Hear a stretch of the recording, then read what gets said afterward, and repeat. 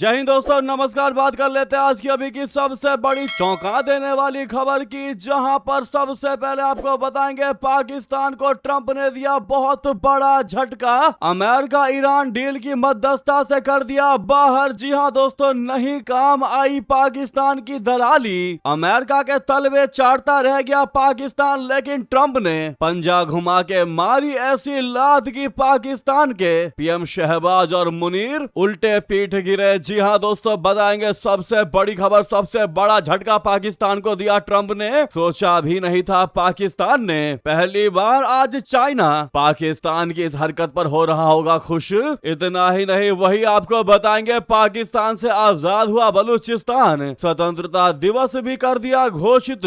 आ चुका है हिंदी हिंदुओं से जुड़ा संविधान भी। दोस्तों बताएंगे क्या है बड़ी खबर, तो वही आपको बताएंगे सबसे बड़ी अपडेट में कि क्या पीओके पर होगा भारतीय सेना का कब्जा, क्या भारतीय सेना ही प्रदर्शनकारियों को देगी आजादी। बताएंगे किसने ये बात कही। दोस्तों वहीं आपको बताएंगे भारत से पंगा लेने चला था ट्रंप, अब मुंह की खानी पड़ गई। बताएंगे भारत पर नए टैरिफ लगाकर बुरे फंसे ट्रंप।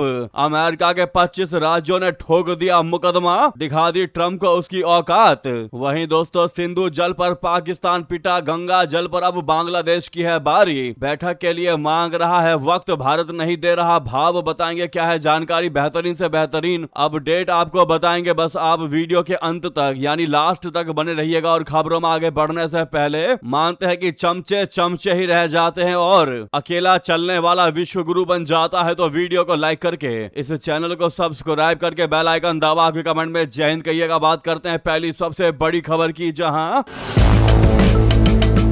डोनाल्ड ट्रंप ने बहुत बड़ा झटका देते हुए अमेरिका ईरान के बीच चल रहे युद्ध में मध्यस्थता करवाने वाले देशों की लिस्ट से अब पाकिस्तान को बाहर कर दिया है। ये पाकिस्तान के लिए बहुत बड़ा झटका माना जा रहा है, क्योंकि शहबाज शरीफ और आसिम मुनीर इसे अपनी जीत की तरह पेश कर रहे थे। अमेरिका के राष्ट्रपति डोनाल्ड ट्रंप ने मीडिया से बात करते हुए कहा कि हम सऊदी अरब, यूएई और कतर के समर्थन से ईरान के अनुरोध पर बातचीत कर रहे हैं। राष्ट्रपति ट्रंप ने व्हाइट हाउस में संवाददाताओं से बात करते हुए कहा कि उन्होंने ईरान पर होने वाले बड़े हमले को फिलहाल रोक दिया है और दोनों देशों के बीच बातचीत का रास्ता खुला है। उन्होंने जिन 3 देशों को मध्यस्थ बताया है उनमें सऊदी अरब, कतर और संयुक्त अरब अमीरात के नाम है। दोस्तों ये पाकिस्तान के लिए बहुत ही बड़ा कूटनीतिक झटका है, जिसकी कोई सीमा नहीं है। दोस्तों झटके की पाकिस्तान को लेकर ट्रंप प्रशासन में मतभेद बन रहे थे और कई रिपोर्ट्स में यह दावा किया गया था कि पाकिस्तान ने चीनी हथियारों की डिलीवरी ईरान को की है। जैसा कि हमने आपको पहले भी खबर बताई थी कि चीन ने हथियार पाकिस्तान के थ्रू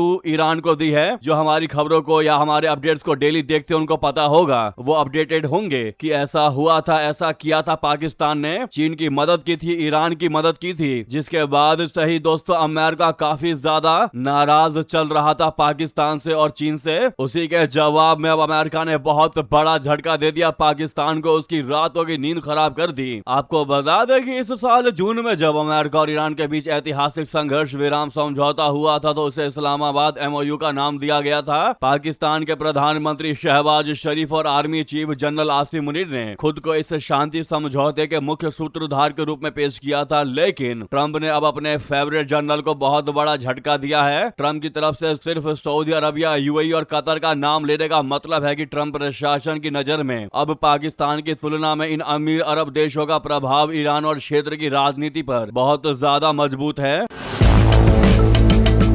वहीं पूर्व अमेरिकी जनरल का कहना है कि मध्यस्थ के तौर पर पाकिस्तान की विश्वसनीयता पर सवाल उठते हैं। उन्होंने कहा कि पाकिस्तान और कतर की निष्पक्षता पर सवाल है। अमेरिका की खुफिया एजेंसियों और दूसरे देशों को अच्छी तरह पता है कि वे ईरान का पक्ष लेते हैं। ईरान के लिए उन्होंने ट्रंप प्रशासन पर अनुचित प्रभाव डाला है। अब ऐसे में पाकिस्तान को बड़ा झटका लगा है। दोस्तों आप इमेजिन कर सकते हैं कि पाकिस्तान ने इन दोनों देशों के बीच मध्यस्थता करवाने के लिए अपना खूब सारा पैसा लगाया था। उसको पता था कि मध्यस्थता हो जाने के बाद वो इंटरेस्ट के साथ इन सारे पैसों को वापस मांगेगा अमेरिका और ईरान से। ऐसे में अब अमेरिका ने भाव ही नहीं दिया और अपने और ईरान के बीच बातचीत के मामले से ही पाकिस्तान को हटा दिया। अब आप देखिएगा कि इस मध्यस्थता में जितने पैसे खर्च हुए थे, पाकिस्तान ने अमेरिका ईरान को अपने देश पाकिस्तान के इस्लामाबाद क्षेत्र में बुलाया था, जहां पर काफी सारे खर्चे हुए थे। अब उन पैसों को भी वापस कैसे मांगेगा पाकिस्तान, ये देखने वाली बात रहेगी। लेकिन आप इमेजिन कर सकते हैं पाकिस्तान जो अपने आप को हीरो बनने का प्रयास कर रहा था, भारत से बराबरी कर रहा था, और जब तक वो मीडिएटर बना हुआ था भारत को लगातार अकड़ दिखा रहा था, ऐसी ऐसी बयानबाजी भारत को लेकर कर रहा था। ऐसा लग रहा था कि अचानक से सुपर पावर मिल गया हो पाकिस्तान को, लेकिन इन सारे मंसूबों को एकदम से अमेरिका ने चूर चूर कर दिया। दोस्तों, हालत खराब कर दी मुनीर की और शहबाज की। इस पर आप क्या कहना चाहेंगे? अगर आप भी मानते हैं कि तलवे चाटने से कोई सुपर पावर नहीं बन जाता और तलवा चाटने वाला चमचा ही कहलाता है, तो रिक्वेस्ट है दोस्तों, सामने लाइक का बटन अभी तक लाइक नहीं किया इस वीडियो को, तो इस लाइक के बटन को जरूर प्रेस करिएगा। साथ में कमेंट में अपनी राय जरूर दीजिएगा। जो भी मानते हैं कि ऐसा होना ही वाला था, ये तो होना ही था, तो जरूर कमेंट करके बताइएगा। साथ में ये भी बताइएगा कि अमेरिका ने सही कहा कि नहीं, कि भैया पैसा भी हम लगाएं, क्योंकि जो भी बैठक पाकिस्तान से बाहर हुई थी उसमें पैसा अमेरिका नहीं लगवाया था। तो अमेरिका ने क्लियर कहा था कि पैसा भी हमारा, और तुम फेवर ईरान का ले रहे हो, तुम चीन के कहने पे काम कर रहे हो, तुम पक्ष ईरान का ले रहे हो, तो फिर तुम मध्यस्थ कैसे बन गए? राय जरूर दीजिएगा दोस्तों। वहीं आपको बता दें सबसे बड़ी चौंकाने वाली खबर, बलूचिस्तान ने शहबाज मुनीर को दिया तगड़ा बड़ा झटका। 11 अगस्त को लेकर कर दिया बड़ा ऐलान। दोस्तों, पाकिस्तान में पीओके में अब तक विरोध प्रदर्शन की वजह से हंगामा मचा ही हुआ था कि अब पाकिस्तान के सबसे बड़े और संसाधनों से भरे हुए प्रांत बलूचिस्तान ने अपनी आजादी का दिन भी घोषित कर दिया है। यहाँ पर राजनीतिक हलचल तब तेज हो गई जब खुद रिपब्लिक ऑफ बलूचिस्तान ने 11 अगस्त को बलूचिस्तान का स्वतंत्रता दिवस घोषित किया है और दुनिया भर में रहने वाले बलूच लोगों से इसे बड़े स्तर पर मनाने की अपील की है। संगठन ने अंतर्राष्ट्रीय समुदाय से भी बलूचिस्तान को एक स्वतंत्र और संप्रभु राष्ट्र के रूप में मान्यता देने की मांग कर डाली है और वो आने वाले 11 अगस्त को स्वतंत्रता दिवस के तौर पर मनाने भी वाला है। यह घोषणा ऐसे समय आई है जब कुछ हफ्ते पहले ही इस समूह ने बलूचिस्तान को पाकिस्तान से स्वतंत्र घोषित करने का दावा किया था। इस दावे को पाकिस्तान ने स्वीकार नहीं किया है और दुनिया में बलूचिस्तान को पाकिस्तान का ही हिस्सा माना जाता है। हालांकि इस प्रांत ने खुद को कभी भी पाकिस्तान का हिस्सा नहीं माना और यहाँ सालों से आजादी का संघर्ष चलता आया है। दोस्तों, अब बलूच आंदोलन से जुड़े नेता मीर यार बलोच ने दुनिया के अलग अलग देशों में रहने वाले बलूच समुदाय से 11 अगस्त को अपने घरों, बाजारों, दुकानों, शैक्षणिक संस्थानों और सार्वजनिक स्थानों पर कथित स्वतंत्र बलूचिस्तान का झंडा फहरा देने की अपील की है। उनके मुताबिक 11 अगस्त को हर साल बलूचिस्तान का स्वतंत्रता दिवस मनाया जाएगा। रिपब्लिक ऑफ बलूचिस्तान का दावा है कि 11 अगस्त 1947 को ब्रिटिश शासन समाप्त होने से ठीक पहले बलूचिस्तान ने खुद को स्वतंत्र घोषित किया था। बताया जाता है कि उस वक्त पाकिस्तान ने भी कलात नाम की इस रियासत की स्वतंत्रता को माना था, लेकिन बाद में छल से उसने इसे पाकिस्तान में मिलने के लिए मजबूर किया। संगठन का कहना है कि उस समय इस घोषणा की खबर अंतरराष्ट्रीय मीडिया, जिसमें द न्यूयॉर्क टाइम्स शामिल है, और ऑल इंडिया रेडियो ने भी प्रसारित की थी। इसी ऐतिहासिक दावे के आधार पर संगठन 11 अगस्त को बलूचिस्तान स्वतंत्रता दिवस मनाएगा। वर्तमान में अंतर्राष्ट्रीय स्तर पर बलूचिस्तान को पाकिस्तान का हिस्सा भले ही माना जाए, उसने कभी यह स्वीकार नहीं किया। रिपब्लिक ऑफ बलूचिस्तान ने कहा है कि जब तक पाकिस्तान अपनी वर्तमान स्थिति में रहेगा तब तक क्षेत्र में अस्थायी शांति, विकास और समृद्धि संभव नहीं है। संगठन ने संयुक्त राष्ट्र और अंतर्राष्ट्रीय समुदाय से बलूचिस्तान की स्वतंत्रता को मान्यता देने और उसके समर्थन में आगे आने की अपील की है। संगठन ने यह भी दावा किया है कि लगभग 6 करोड़ बलूच खुद को एक स्वतंत्र और संप्रभु राष्ट्र का नागरिक मानते हैं। 8 फरवरी 2026 के दिन बलूचिस्तान ने अपना संविधान भी छापा था। बलूचिस्तान की आजादी का खाका यानी उसका अंतरिम संविधान आधिकारिक तौर पर दुनिया के सामने पेश किया जा चुका है, जिसे हम अपने खबरों में भी दिखा चुके हैं, जिसे बलूच नेता मीर यार बलोच ने तैयार किया है। मीर यार बलोच ने कहा है कि यह संविधान उन लाखों शहीदों के खूनों से लिखा गया है जिन्हें पाकिस्तानी सेना ने गायब किया या प्रताड़ित किया। ये चार्टर दुनिया को एक स्पष्ट संदेश देता है कि बलूचिस्तान ना तो पाकिस्तान है और ना ही धार्मिक चरमपंथियों की पनाहगाह। ये एक धर्मनिरपेक्ष लोकतांत्रिक गणराज्य का ब्लूप्रिंट है जहां हर धर्म की बात होगी। दोस्तों, इस संविधान की सबसे खास बात या सबसे अच्छी बात यह है कि इसे हिंदी में भी लिखा गया है और धर्मनिरपेक्षता के नाम पर हिंदुओं के हक की भी बात कही गई है। क्या आप पाकिस्तान से बलूचिस्तान की आजादी का समर्थन करते हैं? दोस्तों, क्या जो मीर यार बलोच का कहना है क्या आप उसका समर्थन करते हैं? आपकी क्या है निजी राय एक भारतीय होने के नाते, या जो भी इस वीडियो को देख रहे हैं कमेंट करके बताइएगा। दोस्तों, लगातार पाकिस्तान के पीएम शहबाज और मुनीर को झटके पर झटका मिलता दिखाई दे रहा है। तो वहीं आपको बता दें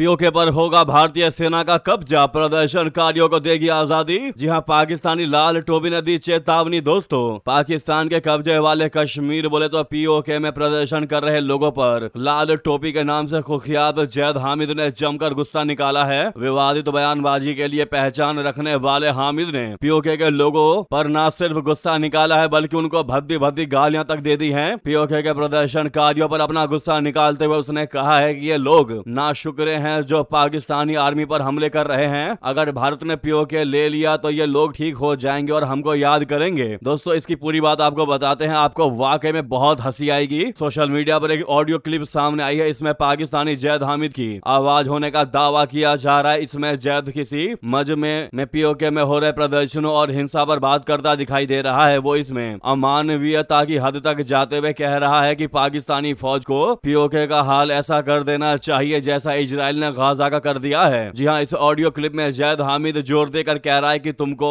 यानी पीओके के लोगों कड़ी सजा दी जाएगी, तुम्हें मार पड़ेगी और तुम्हें जलील किया जाएगा। तुम्हें मार मार कर पाकिस्तान और पाकिस्तानी फौज की कद्र कराई जाएगी। ये जैसे लोग हैं और जिस तरह की बात कर रहे हैं उससे साफ है कि इनको मार की भाषा ही समझ आएगी। इन पर सख्ती की बहुत आवश्यकता है। जैद ने आगे कहा कि मुझे तो कई बार लगता है कि रावला कोट और वो इलाके भारतीय फौज ले जाए जहां ये प्रदर्शन हो रहे हैं और आर्मी से आजादी के नारे लग रहे हैं। अगर ये इलाके एक बार इंडिया पर चले गए, इंडिया के कंट्रोल में चले गए तो फिर भारतीय फौज यानी इंडियन आर्मी उनको ढंग से आजादी दिलाएगी। फिर ये चिल्लाएंगे और पाकिस्तानी फौज से गुहार लगाएंगे मदद की, भीख मांगेंगे कि हमें बचा लो। ये जलील लांती और नाशुक्रे लोग हैं। दोस्तों, ऐसा कह रहा है ये लाल टोपी जैद हामिद कि अगर पीओके क्षेत्र को भारत ने ले लिया, भारतीय सेना ने ले लिया, तो भारतीय सेना इन पीओके की जनता का ऐसा हाल करेगी कि वे लोग चिल्लाएंगे कि हमको वापस से पाकिस्तान के साथ जाना है, पाकिस्तानी आर्मी हमको बचा लो। फिर वो पाकिस्तानी आर्मी से मदद की गुहार लगाएगी। यानी इतना गंभीर और इतना अमानवीय आरोप लगा दिया है दोस्तों भारतीय सेना पर इस लाल टोपी ने। जबकि रियलिटी क्या है दोस्तों, हम और आप बहुत अच्छे से जानते हैं कौन सी सेना ज्यादा अमानवीय है और कैसे भारतीय सेना देव की तरह काम करती है, मानवता को सबसे टॉप पर रखती है। कहीं ना कहीं पीओके की जनता को बरगलाने या जो लोग सोच रहे हैं कि हम भारत के साथ शामिल होंगे उनको बेवकूफ बनाने, उनके दिमाग को माइंड वॉश करने के लिए ऐसे बयान जारी कर रहा है ये जैद हामिद। अब आप क्या करारा जवाब देना चाहेंगे जैद हामिद को भारतीय सेना पर लगाए इस गंभीर आरोप के लिए? दोस्तों, रिक्वेस्ट है जो भी भारतीय इस वीडियो को देख रहे हैं, इस लाल टोपी को तगड़ा जवाब दीजिएगा कमेंट में। हम आपके एक एक कमेंट को रीड आउट करेंगे दोस्तों। और साथ में रिक्वेस्ट है जहां पर भी आपका ग्रुप हो शेयर करिएगा ताकि हर कोई तगड़ा जवाब दे सके। वहीं आपको बता दें बड़ी खबर चौंका देने वाली, जहां भारत पर नए टैरिफ लगाकर बहुत बुरे फंसे ट्रंप। अमेरिका के 25 राज्यों ने ठोक दिया मुकदमा। जी हां, अमेरिकी राष्ट्रपति डोनाल्ड ट्रंप भारत पर नए टैरिफ लगाकर घर में ही घिर गए हैं। बंधुआ मजदूरी का हवाला देकर भारत सहित 60 देशों पर टैक्स लगाने के बाद अब अमेरिका के 25 राज्यों ने उन पर मुकदमा ठोक दिया है। बता दें कि इससे पहले अमेरिका ने अपने 60 ट्रेड पार्टनर्स पर 10 से 12.5% तक अतिरिक्त टैरिफ लगाने की घोषणा की थी। इसे लेकर ही अमेरिका के 25 राज्यों के गठबंधन ने सोमवार को न्यूयॉर्क स्थित US court of international trade में मुकदमा दर्ज करा दिया है। अमेरिका के इन राज्यों का आरोप है कि ट्रंप प्रशासन टैरिफ थोपने के लिए कानून का गलत इस्तेमाल कर रहा है। उनके मुताबिक सुप्रीम कोर्ट टैरिफ को पहले ही निरस्त कर चुकी है। ऐसे में ट्रंप सरकार के पास इस नए टैरिफ लगाने का कोई अधिकार नहीं है। राज्यों ने 1974 के ट्रेड एक्ट की धारा 301 के तहत लागू नए टैरिफ को लेकर सवाल उठा दिए हैं। राज्यों का तर्क है कि धारा 301 का इस्तेमाल किसी खास देश या कंपनी की नीतियों की जांच के लिए होता है, ना कि सभी अमेरिकी आयात पर एक साथ टैरिफ लगाने के लिए। राज्यों ने यह भी आरोप लगा दिया है कि आमतौर पर एक साल में पूरी होने वाली जांच प्रक्रिया को केवल 2 से 2.5 महीने में ही जल्दबाजी में पूरा दिखाकर बंधुआ मजदूरी रोकने का बहाना बनाया गया है। न्यूयॉर्क की अटॉर्नी जनरल लिटेशिया जेम्स और ओरेगन के अटॉर्नी जनरल डैन रीफिल्ड ने कहा है कि ट्रंप प्रशासन सुप्रीम कोर्ट में हारने के बाद अब नया कानूनी बहाना बनाकर फिर से आम परिवारों और कारोबारों पर गैर कानूनी तरीके से टैरिफ थोप रहा है। तो देखा आपने दोस्तों, चले थे भारत पर नया टैरिफ लगाने, अब अपने ही बुने जाल में फंस गए ट्रंप दोस्तों। वहीं आपको बता दें, एक तरफ जहां अमेरिका ने ट्रंप को घसीटा तो वहीं भारत के लिए और पीएम मोदी के लिए अच्छी बात कहकर नेतन्याहू ने अमेरिका को दिखा दिया आईना दोस्तों। ईरान संघर्ष और बदलते वैश्विक समीकरणों के बीच इजराइल के प्रधानमंत्री बेंजामिन नेतन्याहू ने भारत के साथ रिश्तों पर बहुत बड़ा बयान दे दिया है। सोमवार को उन्होंने कहा कि इजराइल भारत के साथ अपने संबंधों में भारी निवेश कर रहा है। नेतन्याहू ने प्रधानमंत्री नरेंद्र मोदी जी को हमारे सबसे बड़े दोस्तों में से एक बताया। उन्होंने ये भी कहा कि भारत से इजराइल और उन्हें निजी तौर पर जो समर्थन मिलता है वो अविश्वसनीय है। इजराइल के विदेश संबंधों पर बोलते हुए नेतन्याहू ने कहा कि भारत उन अहम देशों में है जिनके साथ इजराइल अपने रिश्ते मजबूत कर रहा है। उन्होंने कहा कि अतिरिक्त गठबंधन तैयार करने की आवश्यकता है। उनके मुताबिक इसी वजह से वो भारत के साथ अपने रिश्तों को बहुत आगे बढ़ा रहे हैं। उन्होंने कहा कि मेरे दोस्त नरेंद्र मोदी हमारे सबसे बड़े दोस्तों में से एक हैं। साथ ही उन्होंने ये भी कहा कि लोग कहते हैं कि इजराइल अलग थलग है, लेकिन भारत में इजराइल को और उन्हें निजी तौर पर जो समर्थन मिलता है वो बस अविश्वसनीय है। इजरायली पीएम नेतन्याहू का बयान अमेरिकी उपराष्ट्रपति जेडी वेंस के उस बयान के जवाब में था जिसमें उन्होंने कहा था कि इजराइल का समर्थन सिर्फ अमेरिका ही करता है, बाकी दुनिया में इजराइल का विरोध होता है। ऐसे में वेंस के इस बयान पर नेतन्याहू पहले भी भारत का नाम लेकर कह चुके हैं कि भारत में इजराइल के लिए बहुत बड़ा समर्थन है। भारत इजराइल के बीच गहरी दोस्ती है। क्या नेतन्याहू के बात का आप समर्थन करेंगे दोस्तों? क्या वाकई में इजराइल और भारत के बीच मजबूत संबंध है? क्या कहते हैं आप दोस्तों? लेकिन इसी बीच जो सबसे बड़ा सवाल खड़ा हो रहा है, जैसा कि जेडी वेंस ने कहा कि अमेरिका के अलावा कोई भी ना तो इजराइल का समर्थन करता है ना ही नेतन्याहू का। ऐसे में कहीं भारत इजराइल का समर्थन करके अपने पैर पर ही कुल्हाड़ी तो नहीं मार रहा? दोस्तों, दुनिया के लिए अछूत बना इजराइल इस देश को अब हथियारों की सप्लाई करके कहीं गलती तो नहीं कर रहा अपना भारत? क्या कहते हैं एक्सपर्ट दोस्तों? क्यों उठा दिए ऐसे सवाल, बता दें।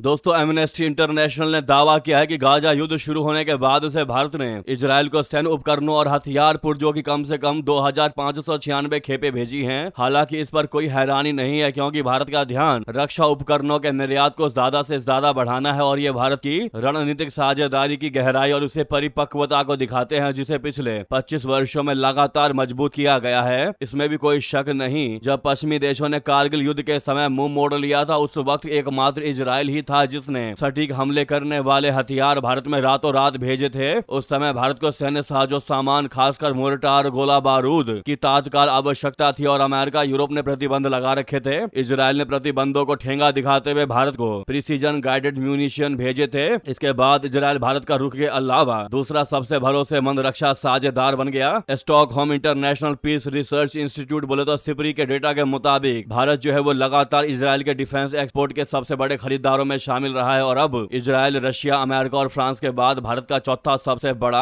हथियार सप्लायर है। इसलिए वो रिश्ता सिर्फ विचारधारा का नहीं बल्कि रणनीतिक तौर पर एक दूसरे पर विश्वास का बन चुका है। इतना ही नहीं, एक्सपर्ट्स के अनुसार नरेंद्र मोदी जी की मेक इन इंडिया पहल के तहत इजरायली रक्षा कंपनियों ने भारत में ज्वाइंट प्रोडक्शन और लोकल मैन्युफैक्चरिंग पार्टनरशिप बढ़ाई है। ड्रोन, इलेक्ट्रॉनिक्स, मिसाइल सिस्टम और पुर्जों का उत्पादन अब भारत में होता है, जिसका मतलब है कि भारत की भूमिका अब सिर्फ इजरायली सिस्टम आयात करने तक ही सीमित नहीं है, बल्कि ये उपकरण बनाने और पुर्जों की सप्लाई करने तक भी बढ़ गई है। दोस्तों, ऐसे में गाजा में लाखों टन गोला बारूद गिराने वाले इजराइल की पश्चिमी देशों ने न सिर्फ आलोचना की है बल्कि उसे हथियारों की डिलीवरी भी बंद कर दी है। इसीलिए एक्सपर्ट्स ने सवाल खड़े कर दिए हैं कि ऐसे समय में जब इजराइल को अंतरराष्ट्रीय स्तर पर काफी आलोचनाओं और कानूनी जांचों का सामना करना पड़ रहा है, उस समय क्या भारत को इजराइल के साथ अपने रक्षा संबंधों पर फिर से विचार जो है वो नहीं करना चाहिए? क्योंकि इसके कई कूटनीतिक नतीजे हो सकते हैं दोस्तों। क्योंकि भारत ने वर्षों से फलस्तीन, अरब देशों और इजराइल के साथ कूटनीतिक संतुलन बनाए रखा है, लेकिन गाजा में बढ़ते संघर्ष के साथ ये संतुलन बनाए रखना मुश्किल हो गया है, वो भी तब जब भारत रक्षा संबंध बढ़ा रहा है इजराइल के साथ। क्या आपको नहीं लगता दोस्तों कहीं ना कहीं भारत को बैलेंस संबंध ही रखने चाहिए? जो भी आपकी राय हो बताना बिल्कुल मत भूलिएगा। इस सेंसिटिव मुद्दे पर हम आपकी राय जानना चाहते हैं दोस्तों, अवश्य कमेंट करके बताइएगा। रिक्वेस्ट है, जहां पर भी आपका ग्रुप हो व्हाट्सएप, फेसबुक, एक्स पर वीडियो को शेयर करना मत भूलिएगा। लगे हाथ तो वीडियो को लाइक करके, चैनल को सब्सक्राइब करके, बेल आइकन दबा के कमेंट में जय हिंद कह दीजिएगा। मिलता अगली बड़ी खबर में। बहुत बहुत धन्यवाद, बहुत बहुत आभार। जय हिंद, जय भारत।